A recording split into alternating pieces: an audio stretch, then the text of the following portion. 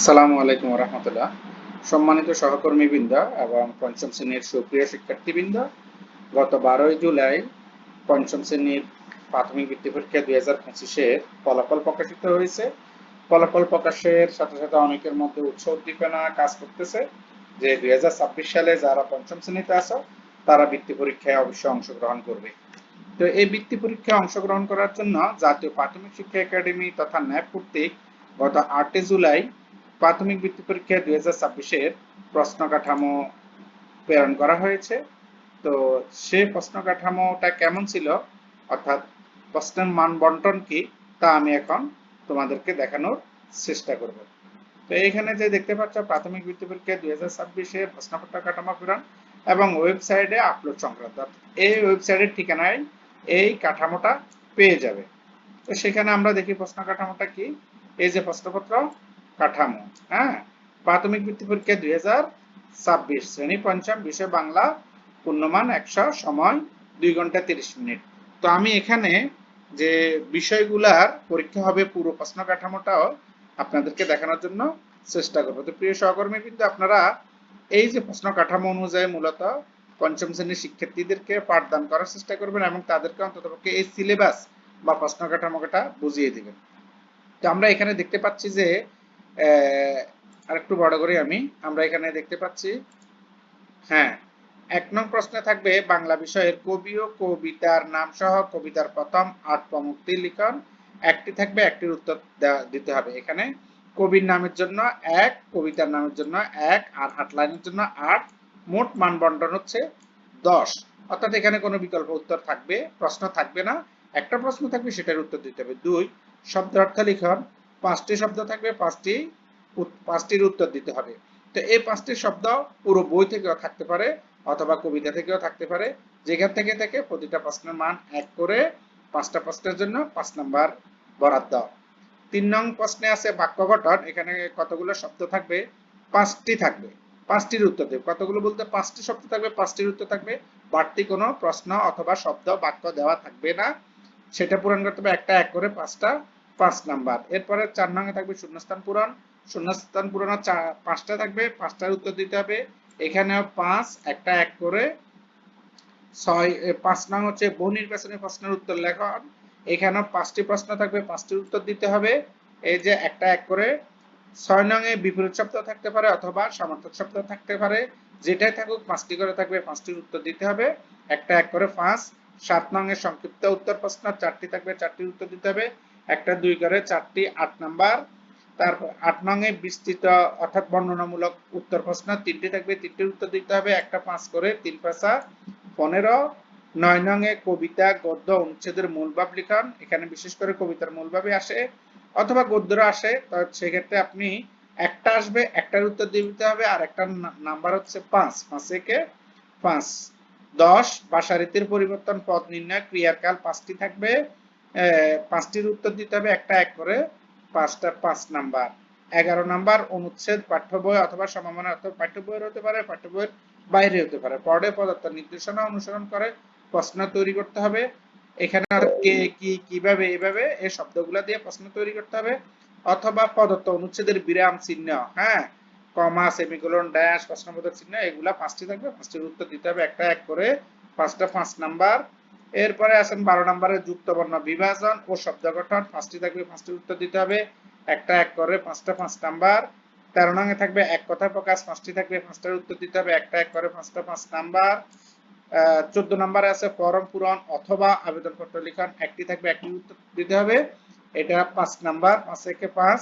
15 নম্বরে হচ্ছে রচনার লেখন, সেখানে সূত্র থাকতেও পারে অথবা উন্মুক্ত থাকতে পারে, শুধু রচনার নাম লিখে দেবে, বাংলাদেশের পাখি, আমাদের দেশ, অথবা এই যে এটার সাথে কিছু সূত্র দিয়ে দিতে পারে, সেই অনুযায়ী প্রশ্নের উত্তর দিতে হবে। একটি থাকবে, একটির উত্তর দিতে হবে। যেমন 2025 সালে বাংলাদেশের উৎসব, এরকম একটি আসছে, আর অনেকে বলছে একটি কেন দিল, কিন্তু নীতিমালাতেই আছে আমার প্রশ্ন কাঠামোতে একটি থাকবে, এই একটির উত্তর দিতে হবে। আর প্রশ্নপত্রে ডোমেন ভিত্তিক জ্ঞানমূলক, অনুধাবনমূলক, প্রয়োগমূলক এবং উচ্চতর দক্ষতামূলক প্রশ্ন থাকবে, সেই হিসাবে উত্তর দিতে হবে।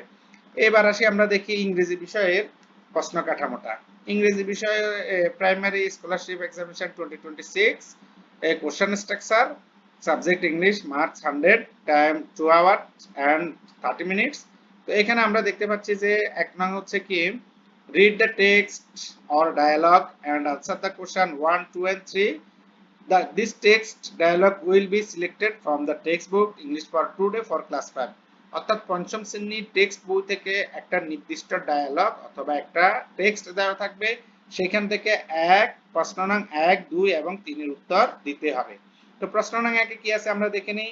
এখানে আছে match the given word with their meaning, অর্থাৎ তাদের match the given word with their meaning. কিছু এই কলাম বি সাথে দেওয়া থাকবে, সেখানে আপনারা মিনিংটা মিলাতে হবে। কলাম এ তো ইংরেজি শব্দ থাকবে, কলাম বি তেও ইংরেজি শব্দ থাকবে, অথবা ইন্ডিকেট ট্রু অর ফলস, থাকবে। অর্থাৎ আপনার সত্য মিথ্যা নির্ণয় করতে হবে। সেখানে একটা এক করে 5 নাম্বার। এরপরে 2 নাম্বার আছে make meaningful sentence with the given word. কতগুলা শব্দ দেওয়া থাকবে, সেই শব্দ থেকে ওই যে অনুচ্ছেদটা থেকে অথবা ডায়ালগটা থেকে কতগুলা শব্দ থাকবে, সেই শব্দ দিয়ে আপনাকে বাক্য তৈরি করতে হবে। একটা এক করে 5। 3 নাম্বার হচ্ছে answer the following question in sentence, 6 short constructed response question will be given. অর্থাৎ 3 নম্বরে কিছু প্রশ্ন থাকবে, ছোট প্রশ্ন। এই ছোট প্রশ্নগুলোর উত্তর দিতে হবে। Student must answer all of them, অর্থাৎ স্টুডেন্ট প্রতিটা প্রশ্নের উত্তর দিতে হবে। এতে করে বোঝা যাচ্ছে 6টা প্রশ্ন থাকবে, 6টা প্রশ্নের উত্তর দিতে হবে। একটা 3 করে 6টা 18 নাম্বার। এরপরে আসেন 4 নাম্বার প্রশ্নে কি, read the text dialogue and answer the question 4 and 5. This text dialogue will be not be given from the textbook English for today for class 5. অর্থাৎ এখানে বলা হচ্ছে পাঠ্য বই বহির্ভূত কোন টেক্সট বা ডায়ালগ থাকা হবে, সেই ডায়ালগ অথবা টেক্সট থেকে 4 এবং 5 নং প্রশ্নের উত্তর দিতে হবে। আর এবং টেক্সট এই যে এটা text and dialogue will be not given from the textbook of class 5. এখানে পঞ্চম শ্রেণীর যে ইংরেজি বই আছে ইংলিশ ফর টুডে তার বাইরে হবে এটা। এরপরে আসেন 4 নং এ আছে কি, fill in the blanks with the appropriate word from the box। অর্থাৎ উপরে এখানে মনে করেন উপরে একটা বক্স দেয়া থাকবে, এরকম করে বক্সের মধ্যে কতগুলা বলতে 5টা শব্দ থাকবে। এই 5টা শব্দ দিয়ে আপনাকে কি করতে হবে, যে fill in the blanks অর্থাৎ শূন্যস্থানটা পূরণ করতে হবে। 5 নম্বরে answer the following question in sentence, 3 short constructed response question will be given, student must be answer all of them। অর্থাৎ এখানে 3টা প্রশ্ন থাকবে, একটা প্রশ্ন 3 করে 3 3 9। এই প্রশ্নগুলোর উত্তর সবগুলোর উত্তর শিক্ষার্থীদেরকে দিতে হবে। 6 নং এ আসেন identify the parts of speech of the underlined words from the following sentence. অর্থাৎ নিচে কতগুলো আন্ডারলাইন যুক্ত করে পার্ট অফ স্পিচ দেওয়া থাকবে, সেগুলো শিক্ষার্থী কি করতে হবে, চিহ্নিত করতে হবে। অর্থাৎ সেখানে নাউন, প্রনাউন, অ্যাডজেক্টিভ, অ্যাডভার্ব এগুলা কোনটা সেটা শনাক্ত করতে হবে। অথবা read the following sentence text and the change the tense directed. অথবা কি করতে হবে, নির্দেশনা অনুসরণ করে টেন্সের পরিবর্তন করতে হবে। 7 নম্বরে আসেন complete the text adding suffixes and prefixes with, অর্থাৎ সাফিক্স এবং প্রিফিক্স যুক্ত করতে হবে। যুক্ত করে আপনাকে টেক্সটটা সম্পূর্ণ করতে হবে। অথবা fill in the gaps with a, an or the। a, an এবং the দিয়ে আপনাকে টেক্সটটা সম্পূর্ণ করতে হবে, অর্থাৎ আর্টিকেল। এখানে তাহলে সাফিক্স প্রিফিক্স থাকতে পারে অথবা আর্টিকেলও থাকতে পারে। 8 number make WH question from the given statements, a student will be make question based on the underlined words। অর্থাৎ কতগুলা বলতে 5টা, আমি বলে রাখি এখানে 5টা শব্দ থাকবে। এই 5টা শব্দেরই কি করতে হবে, WH কোশ্চেন তৈরি করতে হবে। এই যে এখানে আমি বলে 6 হচ্ছে 5 নাম্বার, 7 হচ্ছে সাফিক্স প্রিফিক্স হচ্ছে 6 নাম্বার, 6টা দিতে হবে। আর এখানে হচ্ছে WH কোশ্চেন 5 নাম্বার, 5টা থাকবে। WH কোশ্চেন তৈরি করতে হবে। 9 নং আছে rearrange the giving word in the correct order to make meaningful sentence. হ্যাঁ, এখানে কতগুলো এলোমেলো শব্দ থাকবে, এটাকে মিনিংফুল ভাবে সেন্টেন্সটা কারেক্ট করতে হবে। অথবা rearrange the giving sentence from the meaningful text story। কতগুলা বাক্য দেয়া থাকবে এলোমেলো ভাবে, সেটাকে আপনি একটা মিনিংফুল স্টোরি তৈরি করবেন। এটা 7 নাম্বার। 10 নং হচ্ছে rewrite the sentence using correct capitalization and punctuation mark। অর্থাৎ এখানে ক্যাপিটালাইজেশন এবং পাংচুয়েশন মার্ক তথা বিরাম চিহ্ন এবং ক্যাপিটাল লেটার এই যে স্মল লেটার এগুলা ব্যবহার করতে হবে। একটা 0.5 করে 10টা থাকবে, 5 নাম্বার। 11 নাম্বারে হচ্ছে fill out the form, fill in the blanks using information related to time, cardinal numbers and ordinal numbers। অর্থাৎ এখানে একটা fill in the blanks থাকবে, সেখানে টাইম রিলেটেড থাকতে পারে, cardinal number, ordinal number related থাকতে পারে, এগুলা সম্পূর্ণ করতে পারবে একটা এক করে 5টা 5 নাম্বার। 12 নং হচ্ছে complete the sentence text using the correct forms from verbs. এটা হচ্ছে রাইট ফর্ম অর ভার্ব দিয়ে আপনাকে টেক্সটটা সম্পূর্ণ করতে হবে, সেটা কোন ভার্বে আছে সেটা তাই। তো এটা হচ্ছে একটা এক করে 5টা 5 নাম্বার। 13 নাম্বার হচ্ছে রাইট এ লেটার, একটা লেটার লেখা, অ্যাপ্লিকেশন লেখা অথবা ইমেল করা 10 নাম্বার। এটা যে কোনো লেটার আসতে পারে, অ্যাপ্লিকেশন আসতে পারে অথবা ইমেল আসতে পারে। 14 রং হচ্ছে write a short composition, free writing অর্থাৎ এটা ফ্রি হ্যান্ড রাইটিং হবে, or by answering the set of provided question, অথবা কিছু হচ্ছে ক্লু দেওয়া থাকবে, প্রোভাইড করা হবে, সেটা শিক্ষার্থীরা সেটা আনসার করতে হবে, সেটার নাম্বার হচ্ছে 10। Student are required to answer all question, no alternative items are provide, অর্থাৎ যে সকল প্রশ্ন থাকবে সবগুলো প্রশ্নের উত্তর দেওয়া থাকবে, বিকল্প কোনো প্রশ্ন থাকবে না। এবার আমরা দেখি গণিত বিষয়ে। আসলে আপনারা একটু ধৈর্য সহকারে দেখবেন, ভিডিওটা হয়তো একটু লম্বা হয়ে গেছে, আপনাদের উপকার হবে আশা করি। তো গণিত বিষয়ে আমরা দেখতে পাচ্ছি পূর্ণমান হচ্ছে 100। তো এখানে বহু নির্বাচনী প্রশ্ন 10টি থাকবে, 10টির উত্তর দিতে হবে 10, শূন্যস্থান পূরণ 10টি থাকবে, 10টির উত্তর দিতে হবে, সেখানে 10, সংক্ষিপ্ত প্রশ্ন 16টি থাকবে, এই 16টির উত্তর দিতে হবে 16।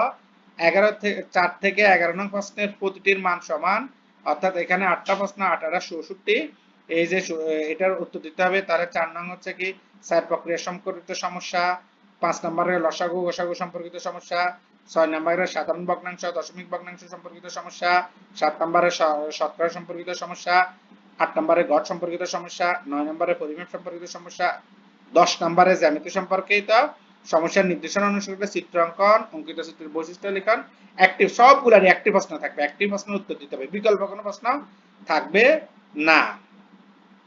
এরপর আসেন 9 হচ্ছে উপপাদ্য বিন্যাস, 11 হচ্ছে উপপাদ্য বিন্যাসকরণ, একটি থাকবে, একটি উত্তর দেবে।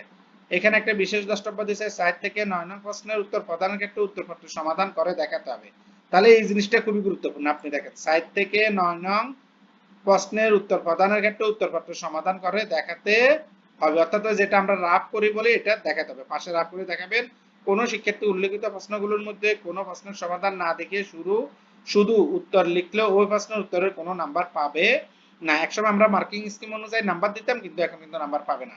সমস্যা সমাধানমূলক প্রশ্নে এককভাবে সমস্যার সমাধান চাওয়া হতে পারে, অথবা একই সমস্যায় ক ও খ অথবা ক খ গ অংশ হিসেবে সমস্যার সমাধান চাওয়া হতে পারে। 10 ও 11 নং প্রশ্নের উত্তর নির্দেশনা মাফিক উত্তরপত্রে লিখতে হবে। গণিত বিষয় ছিল এটা। এরপর আমরা দেখি প্রাথমিক বিজ্ঞান। প্রাথমিক বিজ্ঞানে হচ্ছে 50 নাম্বার এবং বাংলাদেশের বিশ্ব পরিচয় হচ্ছে 50 নাম্বার, 50 50 100 নাম্বার। এই যে এখানে এই যে বিষয় প্রাথমিক বিজ্ঞান এবং বাংলাদেশের বিশ্ব পরিচয়। তো এখানে বহু নির্বাচনী প্রশ্ন 5টি থাকবে, 5টির উত্তর দিতে হবে 5 নাম্বার।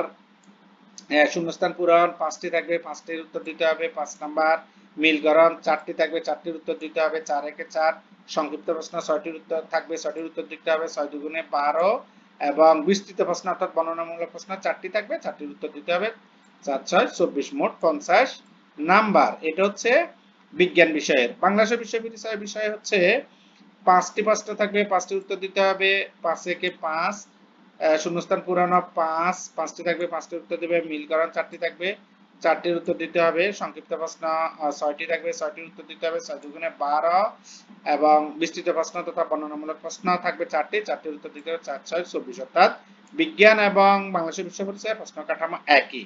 বিশেষ দ্রষ্টব্য, প্রশ্নপত্রের ডোমেইন ভিত্তিক জ্ঞান, অনুধাবন, প্রয়োগ এবং উচ্চতর দক্ষতামূলক প্রশ্ন থাকবে। তো এই ছিল মূলত প্রশ্ন কাঠামো। তো শিক্ষার্থী বন্ধুরা আর দেরি নয়, তোমরা প্রশ্ন কাঠামো অনুযায়ী এখন থেকে প্রস্তুতি গ্রহণ করো এবং তোমাদেরকে ভালো একটা ফলাফল করে প্রাথমিক শিক্ষার সুনাম অর্জন করতে হবে। শিক্ষকদের প্রতি রইল শুভকামনা, সবার প্রতি আন্তরিকতা। আসসালামু আলাইকুম ওয়া রাহমাতুল্লাহ।